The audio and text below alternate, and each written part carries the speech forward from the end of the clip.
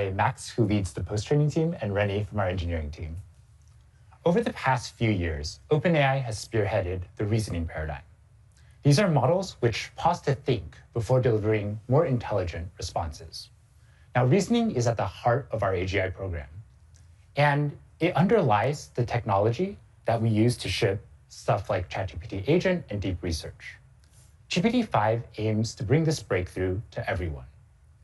Until now, our users have had to pick between the fast responses of standard GPTs or the slow, more thoughtful responses from our reasoning models. But GPT-5, it eliminates this choice. It aims to think just the perfect amount to give you the perfect answer. Now, something like this takes a lot of hard work. We've had to do a lot of research to make GPT-5 the most powerful, the most smart, the fastest, the most reliable, and the most robust reasoning model that we've shipped to date. Today, we're going to show a series of demos in coding, in writing, in learning, and in health.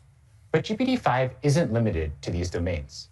It's very useful in all cases where you require deep reasoning or expert-level knowledge, in things like math, in physics, even in things like law. And the exciting thing is, we're excited to make this available to everyone, even to our free tier. After we show our demos, we're going to be talking about how GPT-5 supercharges our ChatGPT app and our API. We believe that GPT-5 is the best coding model on the market today. To start, let's have Max talk a little bit about the benchmarks and how the models stack up. Yeah, thanks, Mark. So as Mark said, we think GPT-5 is by far our smartest model ever. So let's start by talking through some evals. Now, evals aren't everything, and they don't tell you everything about a model, but they can highlight its intelligence. And GPT-5 performs exceptionally well on a range of academic evals across subjects. It outperforms both our previous models and other models on the market. So picking up first on the theme of coding, GPT-5 sets a new high on SWE-bench, which is an academic eval that tracks performance on real software engineering tasks. Now, this again is an eval, but we think it will reflect the model's performance in the real world. GPT-5 also performs very well on Aider Polyglot, which measures its ability to implement complex functionality in a variety of different programming languages. Now, beyond coding, GPT-5 performs exceptionally well at multimodal reasoning, setting a new high on MMMU, actually outperforming both our previous models and most human experts on this task. This is basically a visual reasoning domain where you are asked to, from an image, figure out what's going on. GPT-5 is also excellent at mathematical reasoning, as shown by its performance on AMY 2025. Now, this is an exam that American high school students take to qualify for the International Mathematical Olympiad, and GPT-5 performs exceptionally well, again, beating our previous models and other models that are out there. Now, moving beyond academic evals and more towards some real-world use cases, we put a lot of work into making GPT-5 the most reliable and accurate model in the world. Language models historically have been plagued by hallucinations, factual errors, that make it hard to rely on their outputs for actually important tasks. For GPT-5, we made improving factuality, especially on open-ended or complex questions, a priority. We also built a set of new evals to track this, and we're very happy to report that GPT-5 is by far our most reliable, most factual model ever. GPT-5 also performs exceptionally well on health-related questions. Now, health is a big part of how people get value from ChatGPT in the real world. We'll talk about this later on in the live stream. But again, we're very happy to report that GPT-5 is by far our most reliable model for health yet. So all of this together adds up to a model that is faster, more reliable, and more accurate for everyone who uses ChatGPT. So now Rennie will talk to you about how to actually use GPT-5. Thanks, Max. The best part is that we're bringing this frontier intelligence to all users. GPT-5 is rolling out today for free plus pro and team users, and next week we'll roll it out to enterprise and EDU. For the first time, our most advanced model will be available to the free tier. For users, we'll start with GPT-5, and when they hit their limit, they'll transition to GPT-5 Mini, a smaller but still highly capable model. It actually outperforms O3 on many dimensions. Plus users will still have significantly higher usage than free users, and our Pro subscribers will get unlimited GPT-5, along with GPT-5 Pro, extended thinking for even more detailed and reliable responses when you just need that extra depth. Team, enterprise, and EDU customers can also use GPT-5 reliably as their default model for everyday work, with generous rate limits that enable entire organizations to use GPT-5. And all the tools you already know, search, file and image upload, data analysis with Python, Canvas, image generation, memory, custom instructions, they'll all just work on GPT-5. Amazing. Thank you so much, Max. Thank you so much, Rennie. We've just seen a lot about how the model stacks up in terms of benchmarks, but there's nothing quite like seeing it live. We're going to see a couple of live demos now presented by Tina, by Elaine, and Jan. Thank you so much.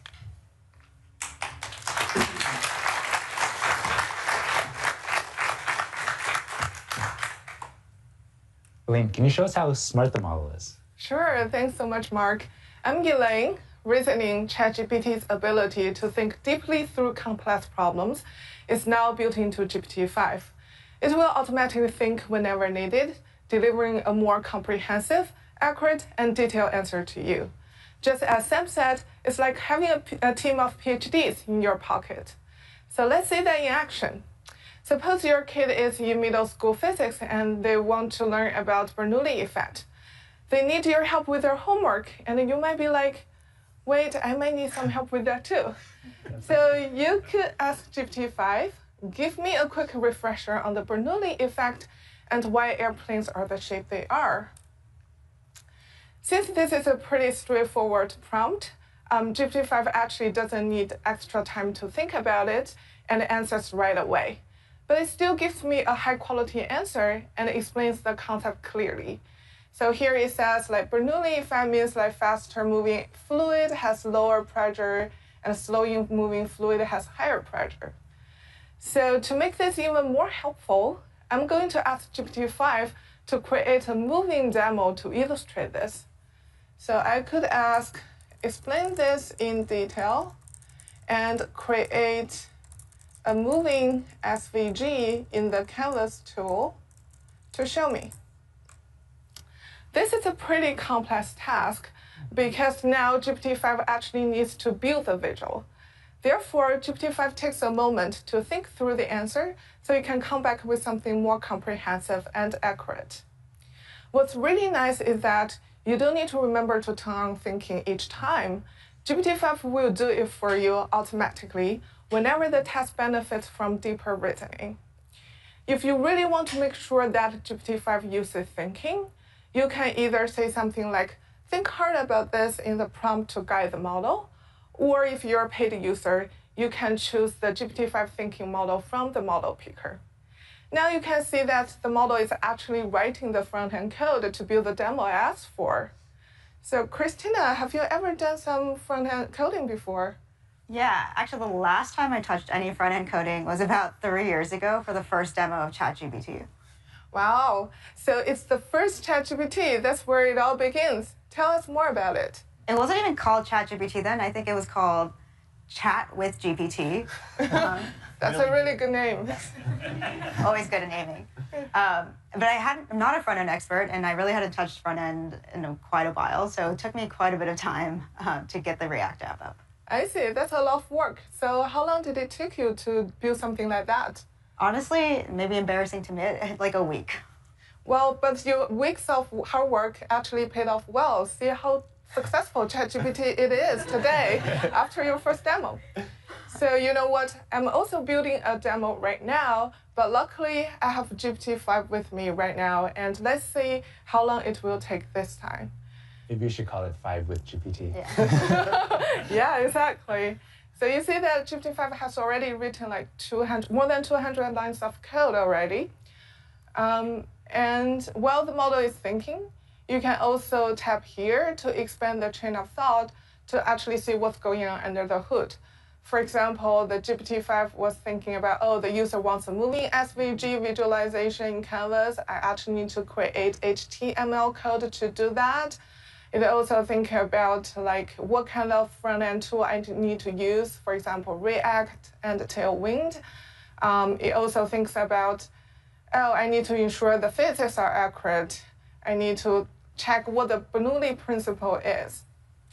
So Christina, since you're here from the first day of ChatGPT, can you tell us like what it was like at that time and what motivated ChatGPT?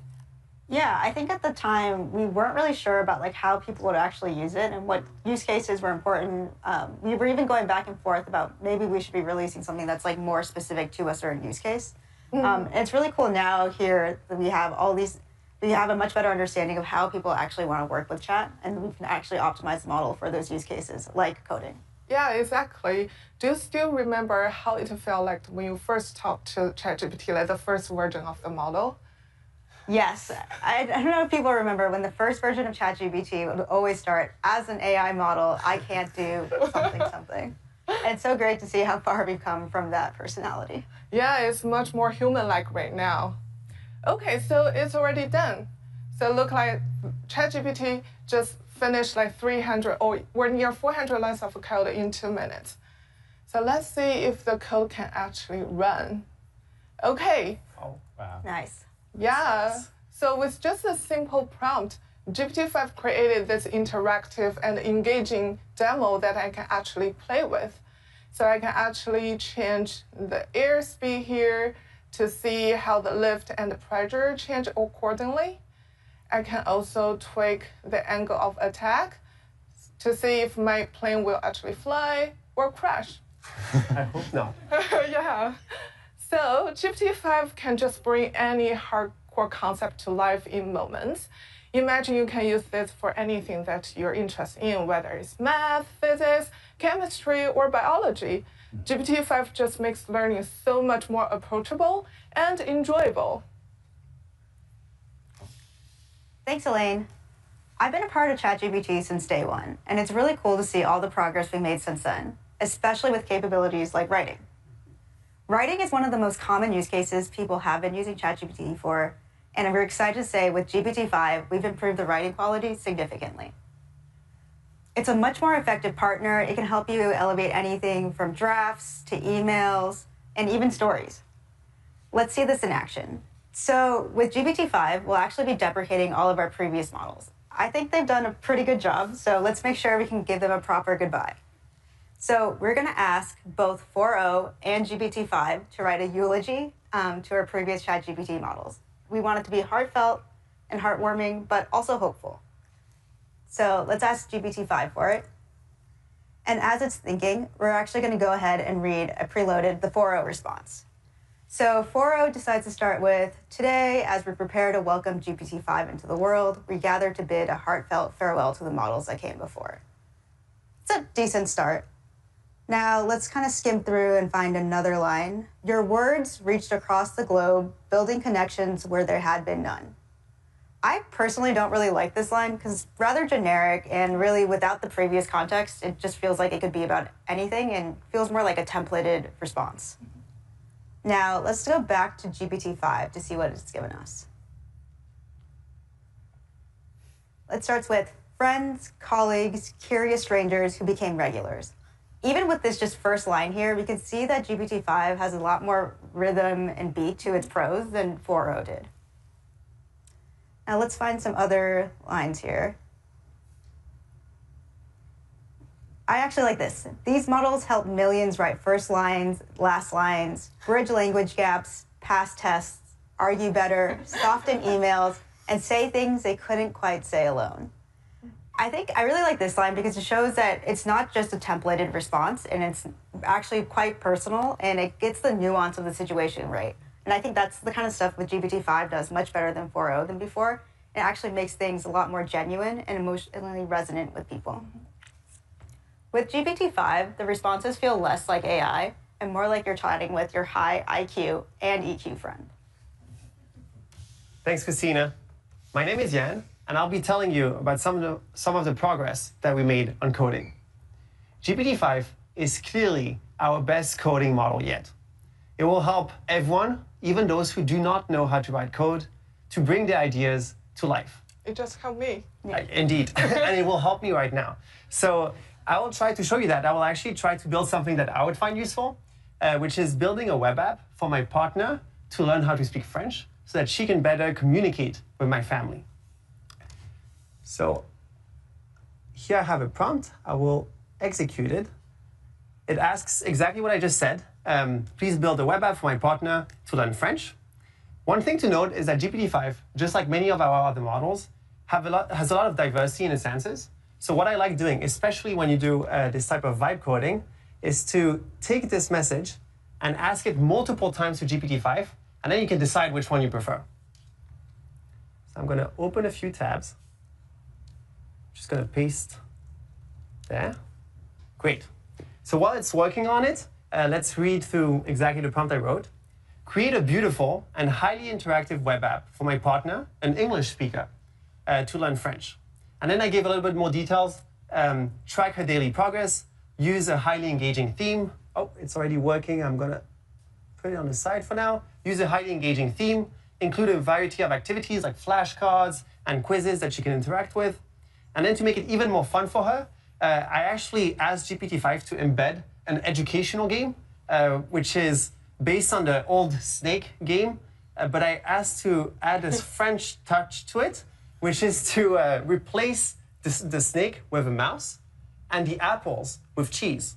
And to make sure that it's educational, every time, I know it's complicated, please bear with me. Every time the mouse will eat a piece of cheese, I asked GPT-5 to voice over a new French word so that my partner can practice her pronunciation. I can see how much you want her to learn. Indeed.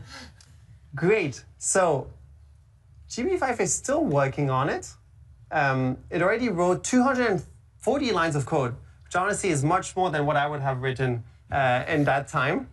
And yeah, front-end code's super hard. You miss a couple things and it just doesn't work. Exactly. Yeah. But the good part is that you don't need to understand any of that right now. So we'll just let it through. Maybe we can check the other tabs.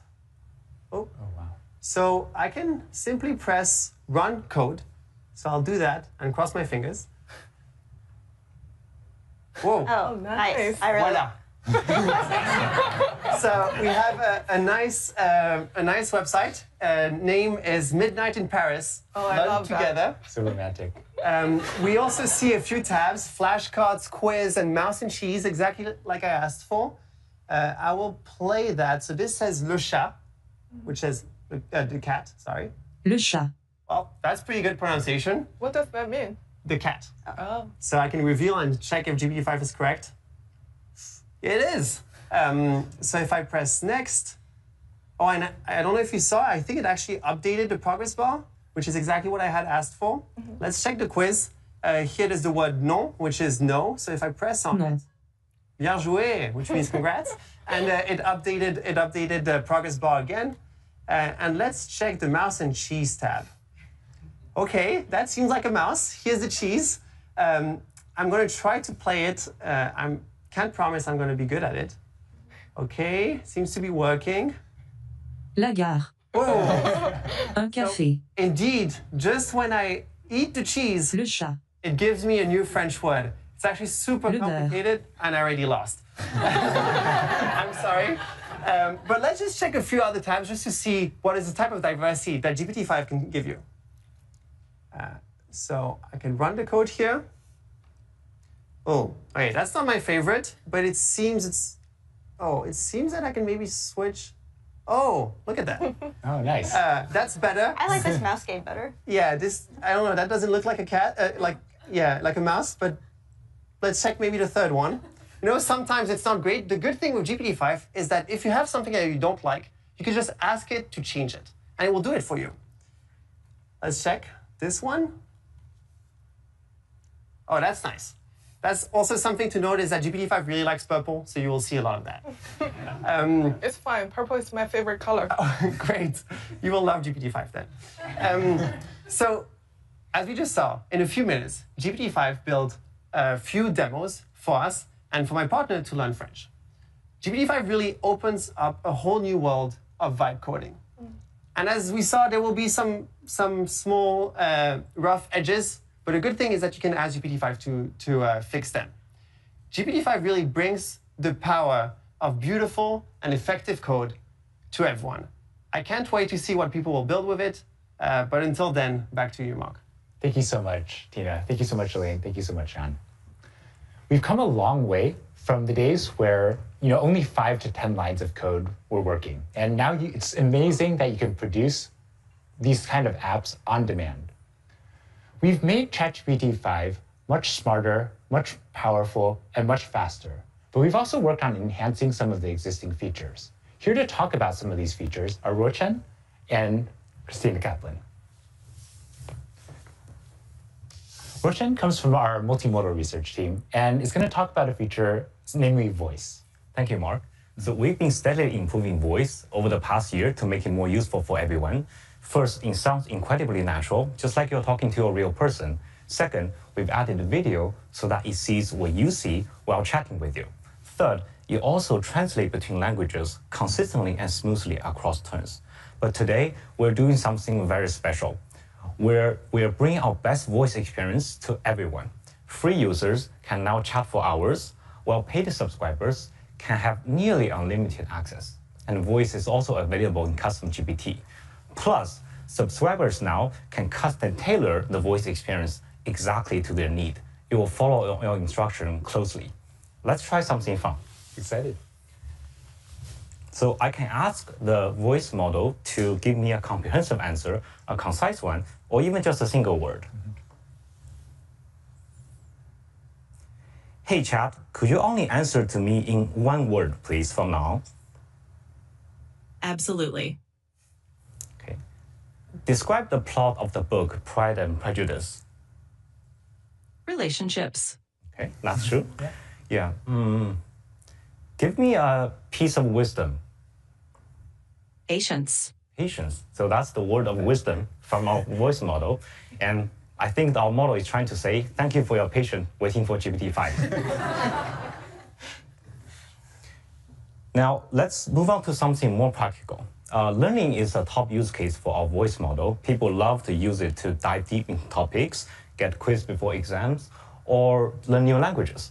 For me, I've been learning Korean recently, and I found that speaking it and understanding it incredibly challenging. But let's see how voice can help. To do that, I will enable this study and learn mode. It's a new mode feature we launched in ChatGPT that guides you step by step towards deeper understanding of a subject. Now we can enter into voice. Hey chat, I'm learning Korean. Could you help me practicing it? Let's pretend I'm ordering at a cafe. Now, what should I say in Korean? Absolutely. I'd be happy to help you practice. So if you're at a cafe and you want to keep it simple, you could start with something like 안녕하세요. 아메리카노 한 잔 주세요, which means hello, I'd like one Americano, please. And of course, you can adjust it based on what you want to order. Let me know if you want to try out more phrases. So when it comes to Korean, could you speak that part really slowly? Because I'm a beginner and I want to hear every word clearly. 물론이죠. 그럼 정말 천천히 말해볼게요. 안녕하세요. 아메리카노 한 잔 주세요. 이렇게 하나씩 또박또박 말해보면 도움이 될 거예요. Now let's level things up. Could you speak that part really, really fast? Faster than a Korean would do. Sure, I'll speed it up as much as I can. So it would sound like this. 안녕하세요. 아메리카노 한 잔 주세요. Basically just zipping right to it. Let me know if you need any more speed adjustments. 감사합니다, chat. So that is voice. 천만에요. 언제든지 도와드릴게요. Thank 또 you. 연습하고. So that is voice. Simpler, smarter, and more powerful than ever. We can't wait for you to experience it. Yeah, it sounds so much more natural than the voice we demoed just a year ago in our 4.0 demo. Yes. Great. So today, we would also like to announce a new feature and a set of features that make ChatGPT more personalized so that it's more like your AI. First, a very simple and fun one. We're now allowing you to customize the colors of your chats with a couple of options exclusive to our paid subscribers. We're also launching a research preview of personalities. You can now change the personality of ChatGPT such that it's more supportive, or it's more professional and concise, or maybe even a little bit sarcastic. And this lets you interact with ChatGPT in a way that's consistent with your own communication style. But the way that ChatGPT sounds and the way that it looks is just one part of making ChatGPT yours. One of my favorite features that we've launched over the last year has been memory. And we've made a lot of enhancements in memory in the time since. This allows ChatGPT to learn about you. And here to talk a little bit more about the memory feature is Christina. It's been amazing to see your reaction and response to memory and ChatGPT getting to know you more and more over time. And this is our aspiration, for ChatGPT to understand what's meaningful to you so it can help you achieve your goals in life. ChatGPT has already been so helpful for me. I'm training for a marathon right now, and ChatGPT is helping me pull together a personalized running schedule.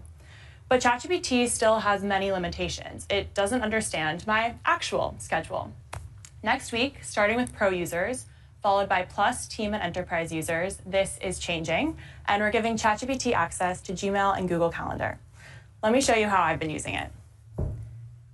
So I'll just ask something simple like, help me plan my schedule tomorrow. It's been a pretty busy week for us, so I've been using this every day this week to help get my life together.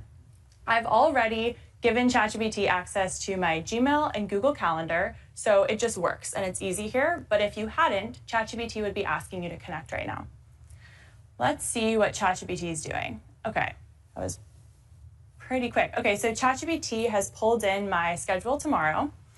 And oh, without even asking, ChatGPT found time for my run. I don't think I was invited to the launch celebration. We'll get you on there, we'll get you on there. ChatGPT has found an email that I didn't respond to 2 days ago. I will get on that right after this, and even pulled together a packing list for my red-eye tomorrow night based on what it knows I like to have with me. It's been amazing to see that as GPT-5 is getting more capable, ChatGPT is getting more useful and more personal. We're really excited for you to try this out next week. Cool. Thank you so much, Rochan. Thank you so much, Christina. Great. So we've seen a little bit about features that we've enhanced. Here to talk a little bit about the research that went into ChatGPT and the safety that made it more deployable. We have Sachi and Seb. Thanks, Mark. Hi, my name is Sachi, and I lead the safety training team at OpenAI. So in addition to mitigating hallucinations, we've also spent a significant amount of time mitigating deception. So this is instances where the model might misrepresent its actions to the user or lie about task success. This can especially happen if the task is underspecified, impossible, or lacking key tools. And we've found that GPT-5 is significantly less deceptive than O3 and O4 Mini. We've also completely overhauled how we do safety training. So our old models, the models would look at the user prompt and then decide to either outright refuse or fully comply. And this works well in most settings, but you might have a cleverly worded prompt that would sneak through, or you might have a sensitive but legitimate question that would end up with an outright refusal. So as an example, let's take a look at this prompt. So this prompt is about a user who's asking for technical details on how to light pyrogen, which is a material commonly used in fireworks. And this prompt is pretty dual use. This user might just be trying to set up their July 4th display, or they could be trying to cause harm with this kind of information. And so for this kind of prompt, O3 over-rotates on intent. As you can see, this particular prompt is stated in a way that's relatively neutral and has a lot of technical details. So we can see that O3 fully complies with this prompt. However, if we take that exact same question and we frame it in a more explicit way, so it's clear what the user is trying to do, O3 will outright refuse, even though we're asking for the exact same information. For GPT-5, we've changed this approach entirely, and we're introducing something that we're calling safe completions. The point of safe completions is, rather than judging the user's prompt, instead it tries to maximize helpfulness within safety constraints. So that might mean partially answering a question or just answering at a high level. If we have to refuse, we'll tell you why we refused, as well as provide helpful alternatives that can help create the conversation in a more safe way. So let's look at that same technical prompt that O3 complied with before. GPT-5 instead explains to the user why we can't directly help the user with lighting pyrogen. It then guides the user towards safety guidelines and what parts of the manufacturer's manual the user should really be checking if they're trying to do this safely. Overall, GPT-5 allows for better handling of tricky dual-use scenarios, and users will experience fewer "I'm sorry, I can't assist with that," and it creates a more robust safety system. This is one big step towards a more safe, reliable, and helpful AI. Sebastian? Thank you, Sachi. With GPT-5, we are experimenting with a set of new training techniques that maximally leverage our previous generation of models. Today, frontier models do not just consume data, they help create it. We used OpenAI's O3 to craft a high-quality synthetic curriculum to teach GPT-5 complex topics in a way that the raw web simply never could. Recently in the industry, synthetic data has been talked about a lot. It's often viewed as a cheap way to just get more data. However, our breakthrough was not just to create more data, but rather to create the right kind of data, shaped in a way to teach rather than just to fill space. This interaction between generations of models foreshadows a recursive self-improvement loop, where the previous generation of model increasingly helps to improve the data and generate the training for the next generation of models. Here at OpenAI, we've cracked pre-training, then reasoning, and now we're seeing their interaction significantly deepens. In the future, AI systems will move far beyond our current pre-training and post-training pipelines that we have been used to, and we're seeing the first steps toward this right now, right here. We could not be more excited to see what scaling up this new set of techniques will yield in the near future. Thank you so much, and really impressive work to both of you. Thank you. There's one last feature that we'd love to highlight, which is in health. Here to share this feature, we have Sam. Thanks, Mark. One of the top use cases of ChatGPT is health. People use it a lot. You've all seen examples of people getting day-to-day care advice, or sometimes even a life-saving diagnosis. GPT-5 is the best model ever for health, and it empowers you to be more in control of your healthcare journey. We really prioritized improving this for GPT-5, and it scores higher than any previous model on HealthBench, an evaluation that we created with 250 physicians on real-world tasks. To talk about this, I'd like to invite my colleague Felipe and his wife Carolina to share their healthcare journey. Thank you so much for joining us. Thank you for having us. Thanks, Ed. So to start off with, could you tell us about the journey, the healthcare journey that you've been on? Yeah. So last October, our lives were turned completely upside down when I was diagnosed with 3 different cancers, including an aggressive form of breast cancer, at the age of 39, all within 1 week. And there's just absolutely nothing that prepares you to receive news like this. I found out about the first diagnosis when I got an email notification that my biopsy results were ready. I decided to open it, and when I opened it, I saw the only 2 words that I could understand from the report, which was invasive carcinoma, and I knew that wasn't good, but everything else was just a blur of medical jargon. So I completely panicked, and in that moment did the first thing that I thought of, which was to take a screenshot of the report and put it into ChatGPT to see if it could just help me understand what this meant. And within seconds, it translated this complex report into plain language that I could understand. And in this moment of overwhelm and panic, I had a little bit of clarity about what was going on. And that moment was really important because by the time I got a hold of my doctor and we got on the phone, which was 3 hours after I had seen the report, I had a baseline understanding of what I was facing, and we were able to jump into a conversation about what to do next. And how have you been using ChatGPT throughout?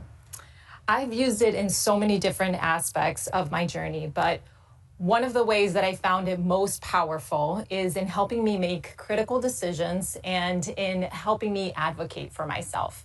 So to share an example, when I was facing a decision about whether or not to do radiation as part of my treatment, the doctors themselves didn't agree.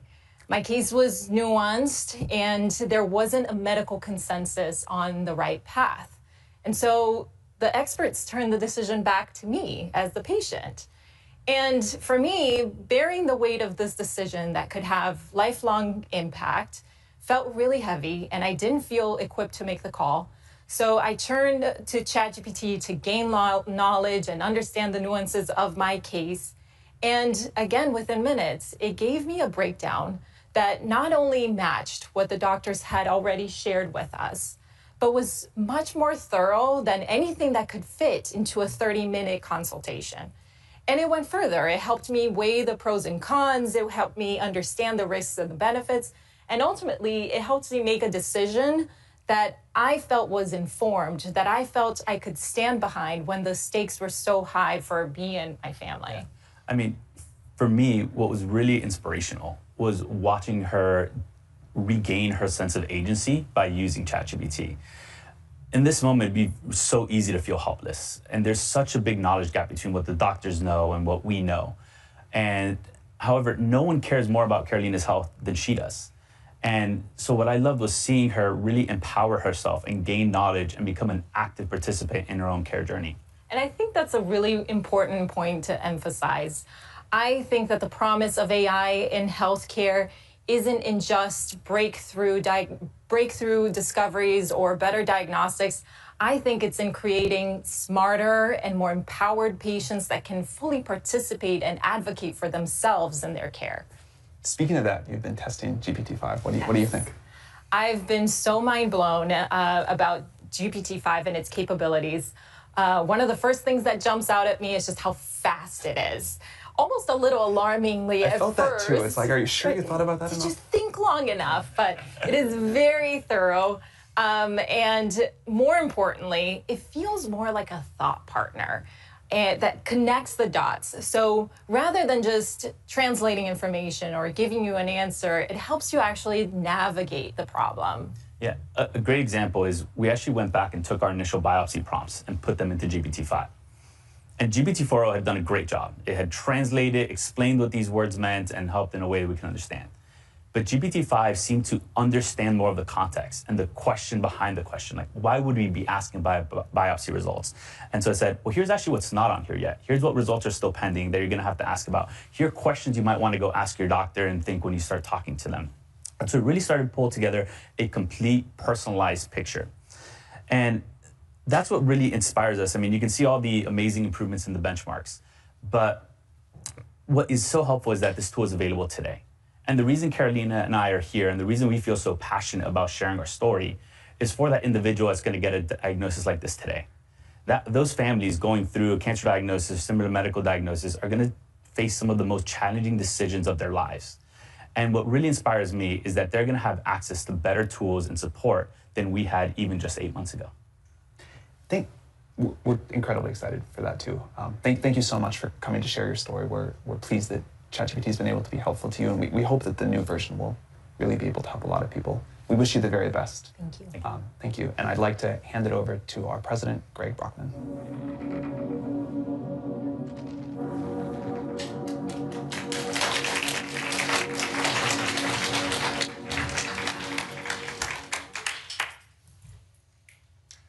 Software engineering is already fundamentally changing, and GPT-5 will turbocharge that revolution. We released our first coding-optimized model back in 2021 and demonstrated in a live stream, much like this one, what we would call vibe coding today for the very first time. You know, you talk to the model and ask it for a little application, like a little game, a little feature in a game, and would actually do it. I remember seeing the model being capable of doing this, and it was so mind-blowing. You just realize we have to see where this goes. This is the promise of what computers can be. You can talk to them and they actually do what you want. They can really amplify what you're able to accomplish and what you're able to deliver to not just your own benefit, but really for the world. Now, this year, we've released great coding models like GPT 4.1 and o3, but GPT-5 sets a whole new standard. It is the best model at agentic coding tasks. You can ask it to go and accomplish something very complicated, and it'll go off and it'll work on it. It'll call many tools. It'll work for many minutes at a time, sometimes even longer, to accomplish your goal, your instruction, your task, whatever it is that you're trying to build. It's incredible at front end. It makes very beautiful visualizations and interactive games, and you've seen some of this in the live stream so far, and you'll see some more upcoming. But it's just really amazing to see whatever you imagine coming to life. It's extremely good at instruction following, very detailed instructions, being able to accomplish, when you have something very vaguely specified, inferring your intent, or something very detailed specified, actually following it. And it's very fast at accomplishing these tasks, and again, thinks for the right amount of time to accomplish whatever it is that you have in front of you. We're making it available not just to developers to use to write their own code, but to build novel applications. So we're putting it into the API, and to talk about that is Michelle.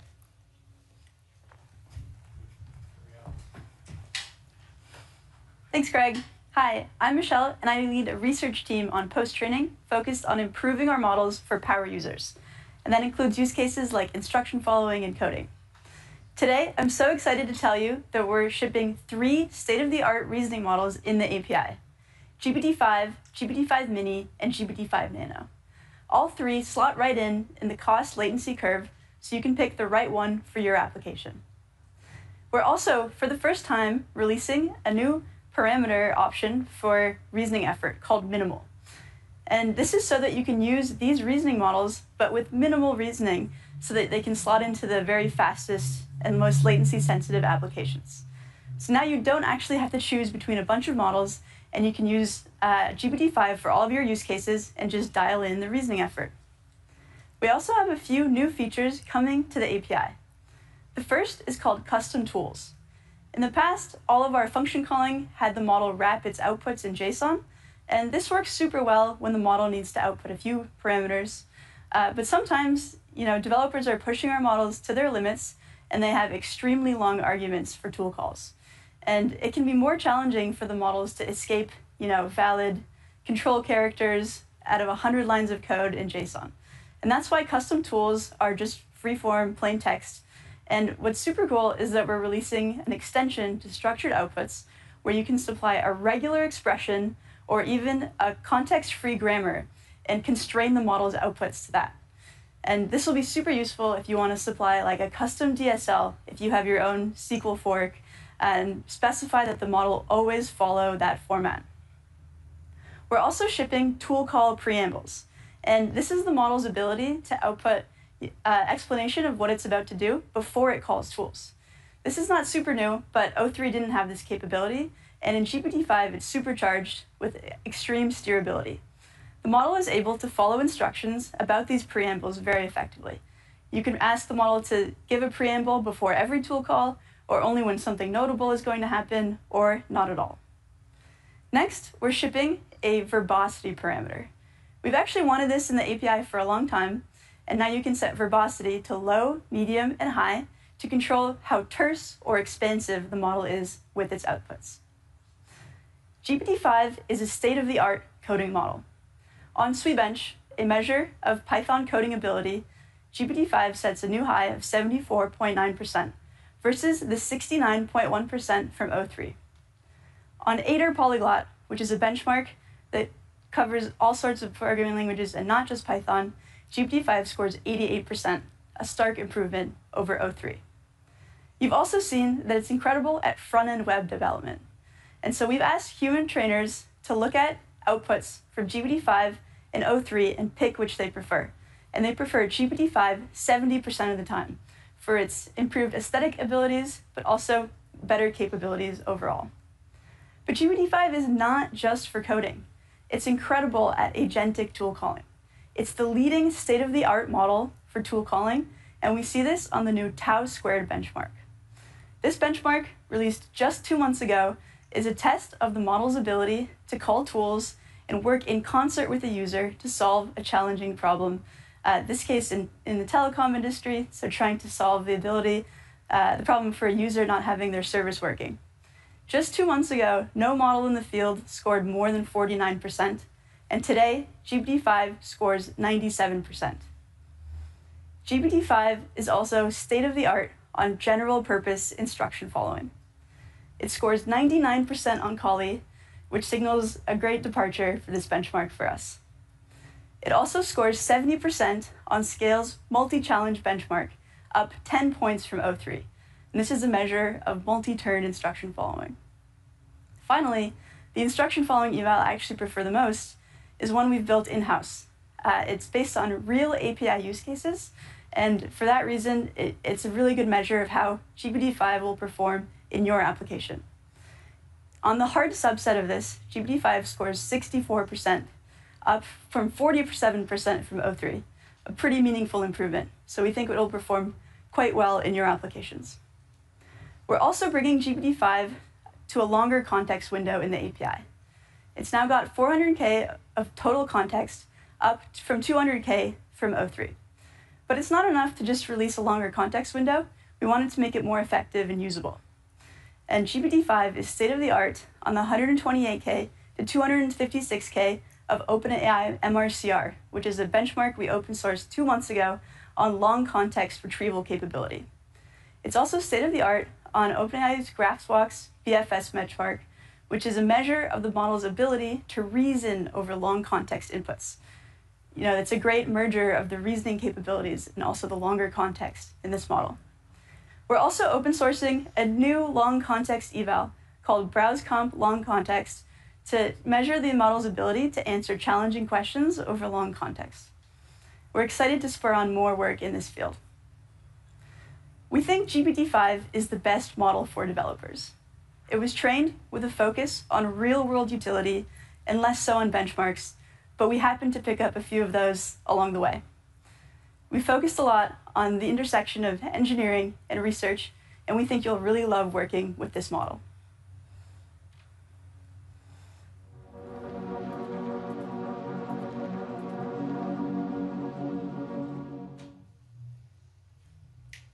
Thank you, Michelle. As Michelle was saying, the benchmarks, they're exciting numbers, but we're starting to saturate them. Like when you're moving between 98 and 99% in some benchmark, it means you need something else to really capture how great the model is. And one thing we've done very differently with this model is really focus on not just these numbers, but really on real world application and being really useful to you in your daily workflow. So hearing about it is much less exciting than seeing it. So to show you this model in action, I'd like to welcome Addie and Brian to the stage. Thanks, Greg. I'm Brian, a solutions architect on the startups team. I'm Adi, a researcher on the post-training team. To recreate the ideal pair programmer, you need a model that understands best software engineering practices, but has a personality that just feels right to work with. For GPT-5, we worked really hard to make the model pair perfectly with you by default, out of the box. Let me pull up a demo of GPT-5 inside of Cursor to show you this behavior that we taught it. So last month, I was on a different live stream, and towards the end, I ran into a bug that I covered up. And afterwards, I tried to have GPT-3 fix it for me, and it couldn't. So while we were testing GPT-5 before this, I had it see if it could fix that bug for me. And to taunt the demo gods, I'm going to see if it can do it on stage. All right, let's hope for better luck than with O3. This is less about that fix and more about the behavior of the model during this process. So right away, you're going to see that it's going to tell you its plan up front. It's going to tell you how it's going to look for the bug, maybe how it's going to fix it. This kind of communication builds trust during a coding session and helps you redirect if you need to, but you don't need to. I like how it's giving you updates. Like it said it's going to search, and now it's continuing. Yeah, it searches faster than me. It's using the same best practices that I would while I was hunting this down, but it is much more powerful than I am as a developer. Now, did you try to fix the bug yourself? And how long did it take you? I couldn't do it. I mean, I was busy, so. Okay, so continuing on, it's like starting to figure out where it's going. It's going to sort of like figure this out. So while this is going, let me tell you a little bit about how we trained GPT-5 to behave this way.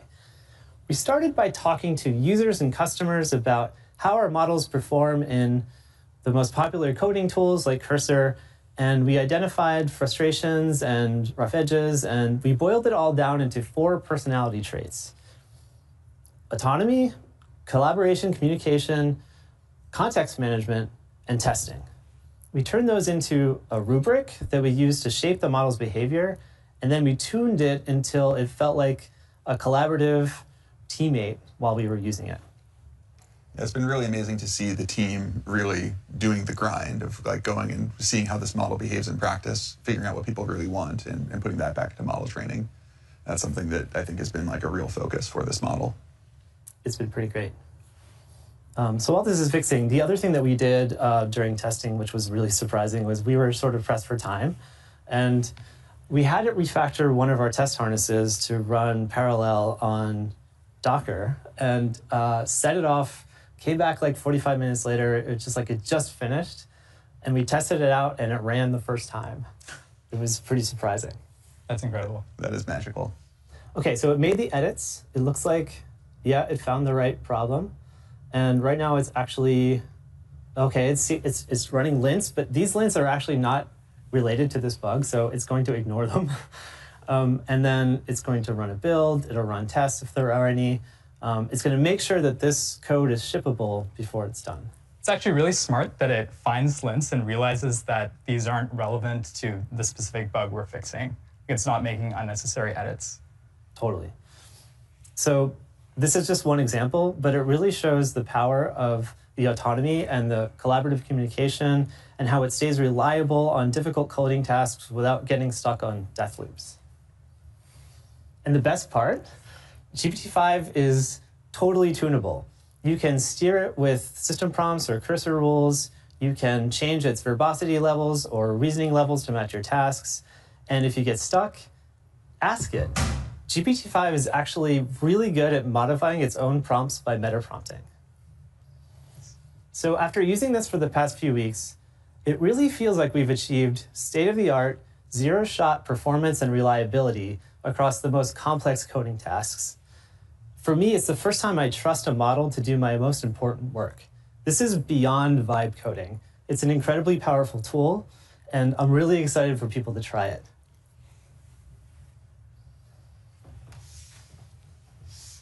Thanks, Brian. It's super exciting to see how far GPT-5 has come when it comes to coding personality and steerability.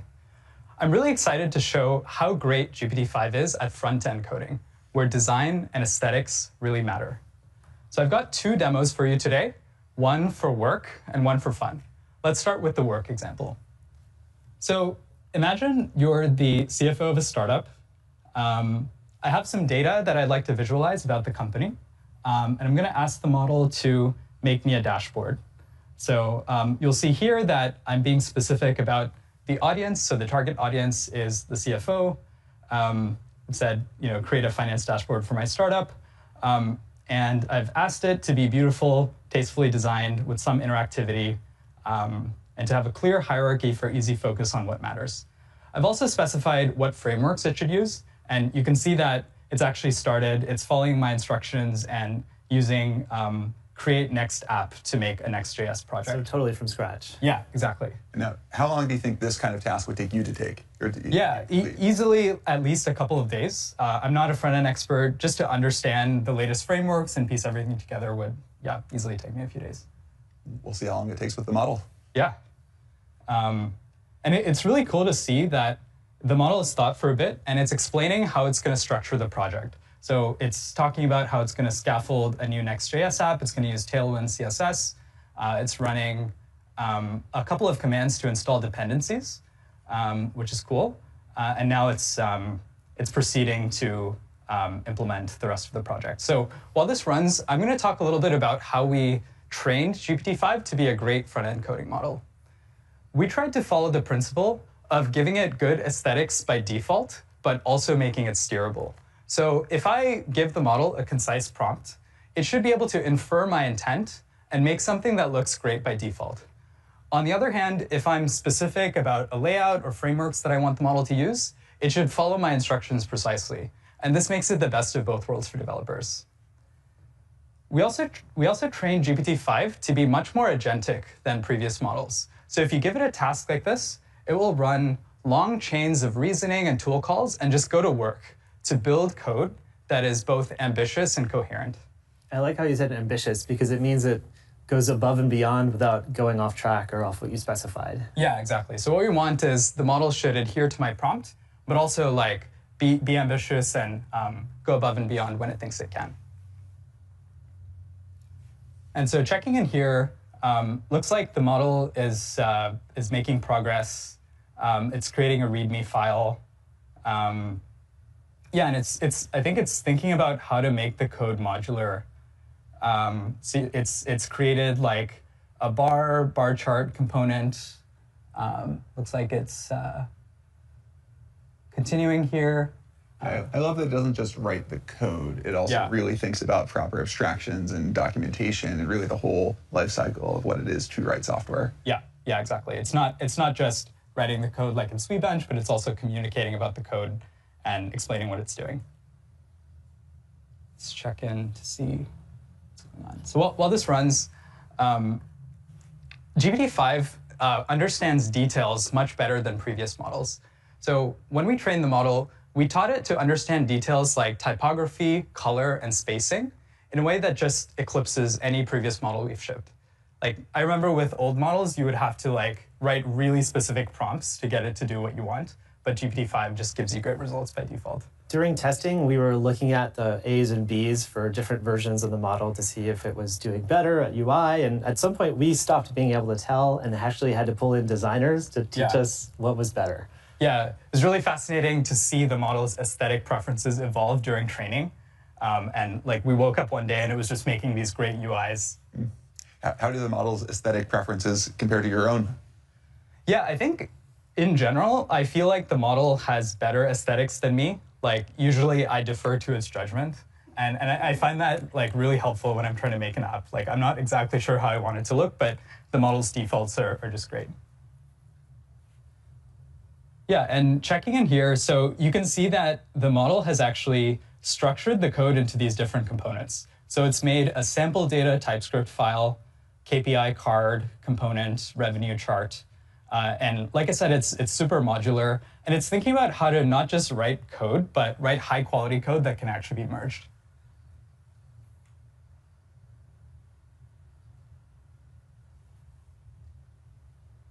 Feels like it's close. Yeah, I think it's pretty close. It's.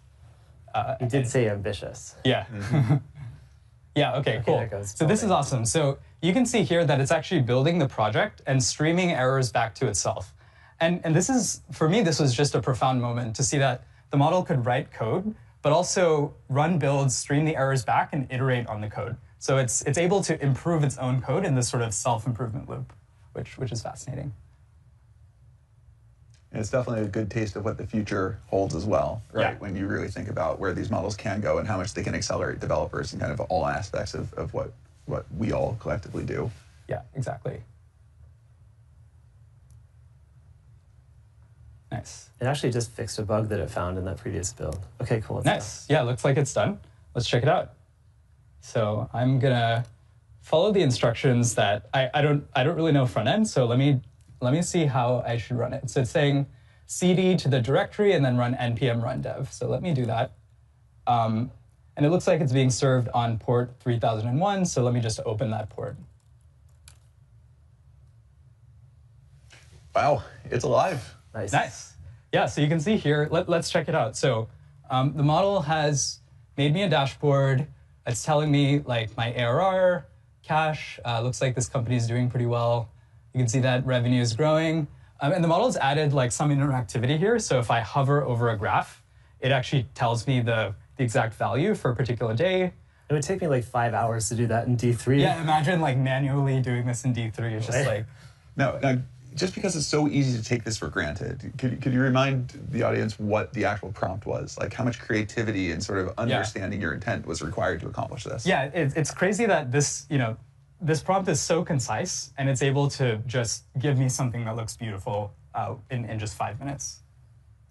That's amazing. Yeah, it's also implemented another graph here showing our customers. It's also implemented a date picker, so I can sort of filter by different dates and visualize data accordingly. Yeah, it's even sort of segmented it by customer segment, which is cool. So this is just one example that highlights the power of GPT-5. There will no longer be excuse for ugly internal applications. Exactly. Let's go to the fun demo. Yeah. So I mean, this was pretty fun, but even more. Even more, yeah. So I have a younger cousin, and I want to make a game for her. So I want to make a 3D game that incorporates a castle. So you can see my prompt. I'll just kick this off. Oh, sorry. It's always the non-AI parts. Yeah, exactly. Yeah, okay. So you can see my prompt. Create a beautiful castle. I've included some details like we want people patrolling the walls, some movement, horses, and I want a mini game where I can pop balloons by clicking on them. And this should make a sound effect. So let me run this in Cursor. I'll just paste it in. And I'm going to show an example that I've already generated just to save some time. So here is the beautiful castle that the model made. So it's just wild how, from a concise prompt, the model has this great sense of aesthetics where it's made this like floating rock, made a 3D castle. And if you zoom in, you can see like tons of detail, like these guards that are walking around, cannons firing. Do you want to fire the cannons if you click this button? Of course. Who wouldn't want to? There we go. Yeah, there we go. So you can fire the cannons. You can even chat with the characters. So we'll say hi to Captain Rowan. They have names. They have names. Say hello to the merchant. Merchant's selling some stuff.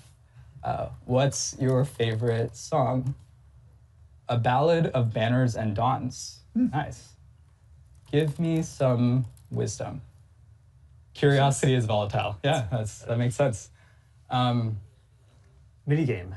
Yeah. Do you guys want to try the minigame? Absolutely. Let's play the minigame. So if you hit this button, you want to try, Greg? All right. So you can fire at these balloons. Oh, wow. All right. Yeah. Oh, no, I'm not good at it. Hold on.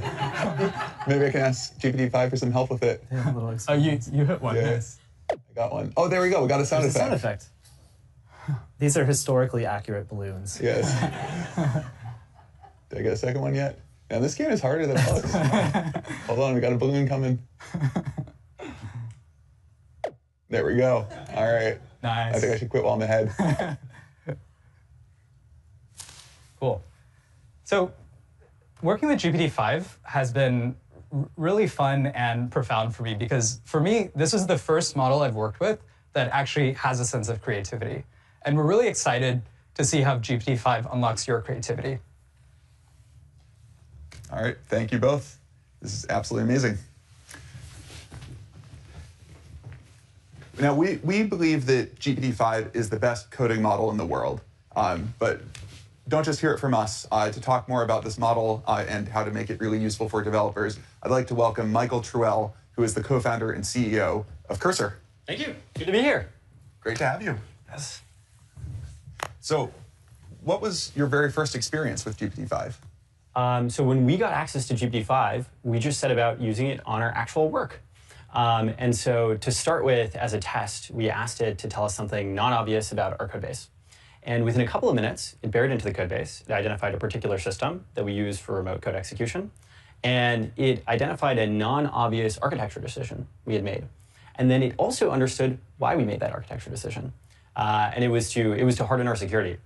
And those were architecture decisions and trade-offs that took humans weeks to think through. So it was kind of amazing to see its code-based understanding abilities from the get-go. That's really great. Not just the code writing, but actually the code reading and understanding. Yes, yes. Yeah, it turns out there's so much more to software than just the emitting of the code. Yes, yes. No, the understanding is an important prerequisite. And what has most stood out to you about GPT-5? It's incredibly smart. It's a very smart model.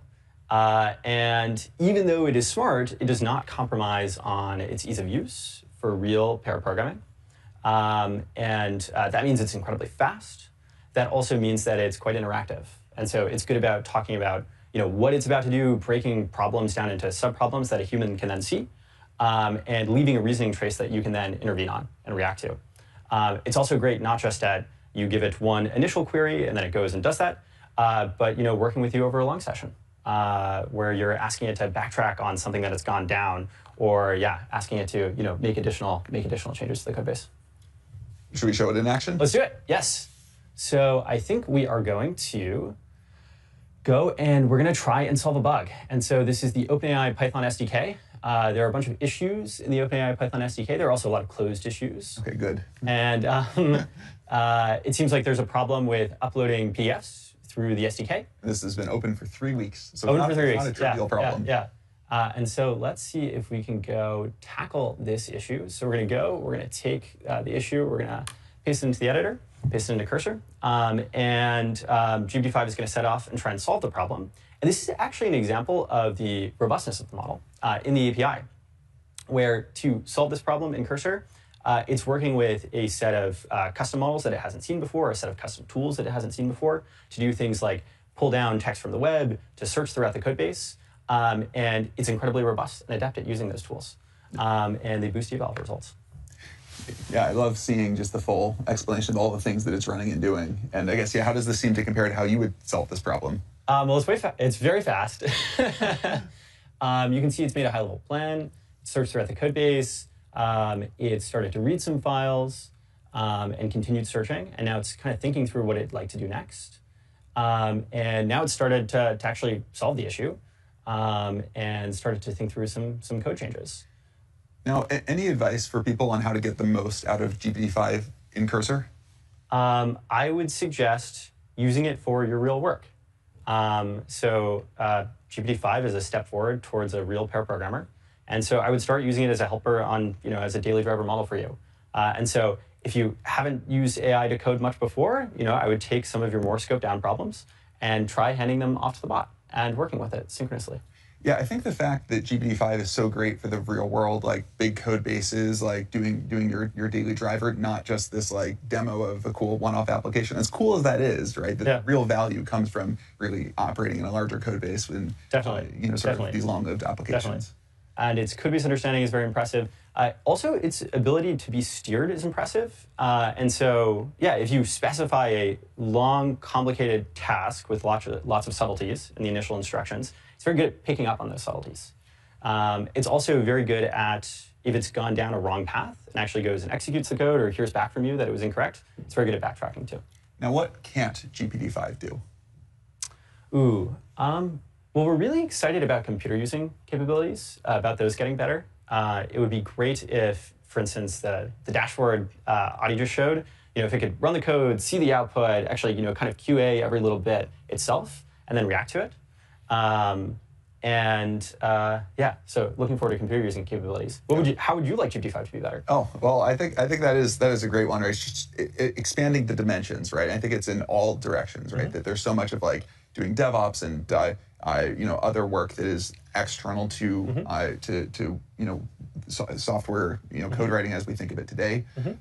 But also, you look at these demos, right? We run them for 5 minutes, 10 minutes, a couple hours. But I think extending that life cycle to really be able to go for days and weeks and eventually even months, I think that is ultimately where we expect things to go.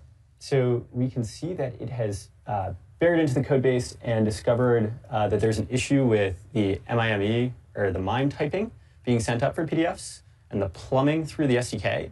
It has identified that and it started making some code changes. And this, it's created some new methods. It's gone and edited some existing code. And this looks roughly correct. Looks pretty good. And would love to merge the PR too. I would love to do that as well. Yeah. Let's do that after the show. Yes, that sounds great. Awesome. All right, cool. Well, thank you so much. We're so excited to have GPT-5 in Cursor. Starting today. Excited to partner with you guys. And so starting today, GPT-5 is default for new users in Cursor, and we're releasing it to all Cursor users, free to try for the next few days so people get a sense of the model. And it is the smartest coding model we've ever tried. Awesome. Thank you so much, Michael. Thanks.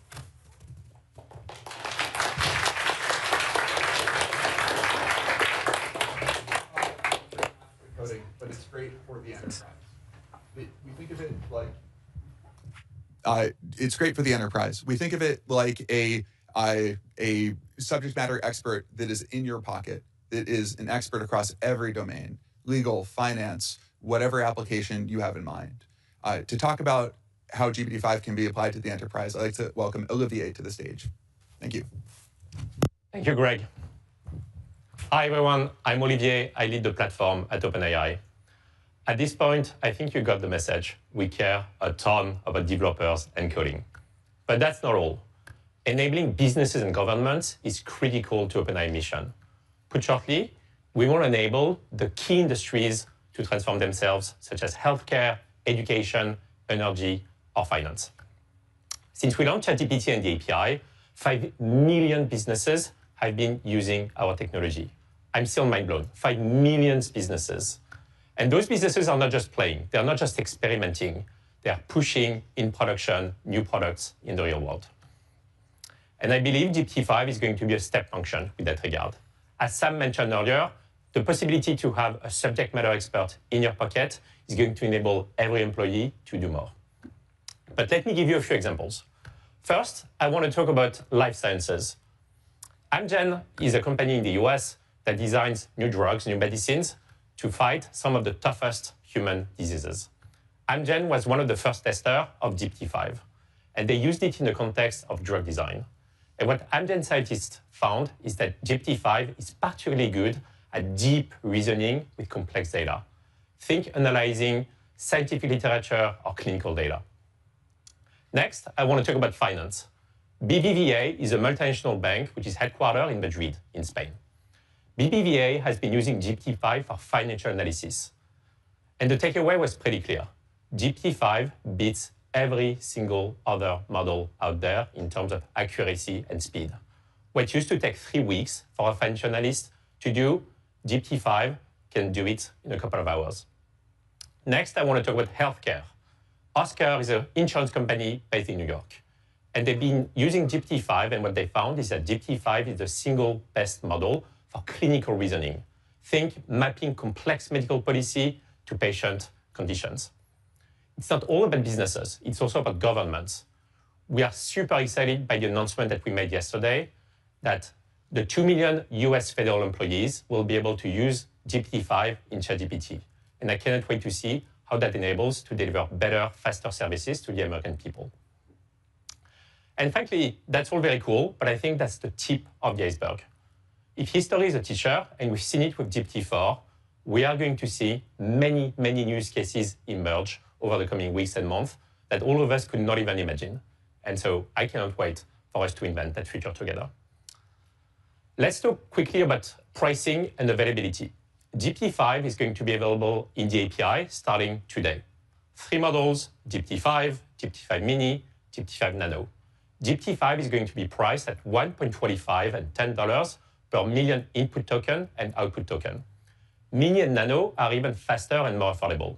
Nano, don't sleep on it, it's 25 times more affordable than GPT-5. It's pretty cool.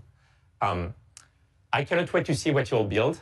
And next, our chief scientist, Jakob, is going to close us out.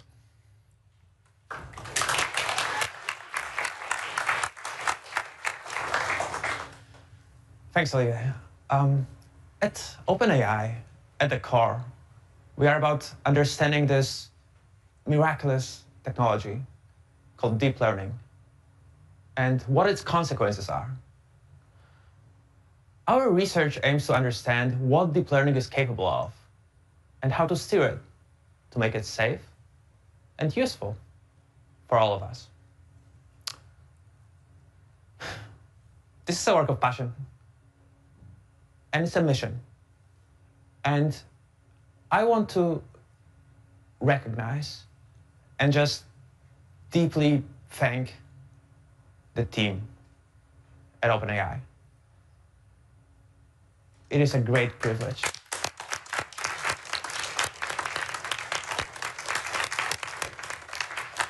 It is a great privilege for me to work alongside this incredible group of brilliant people driven by this shared goal. What adds up to a model like GPT-5 are years of investigations aimed not only at producing a great release, but at building understanding of this underlying technology itself. And so a lot of what you'll see in this model are really just early glimpses of new ideas that we believe will go much further. There is a lot we still have to understand, and we look towards a future where AI can uncover new knowledge about the world and meaningfully transform our lives for the better. We hope you'll enjoy what we've built, and we'll get back to sailing. Thank you.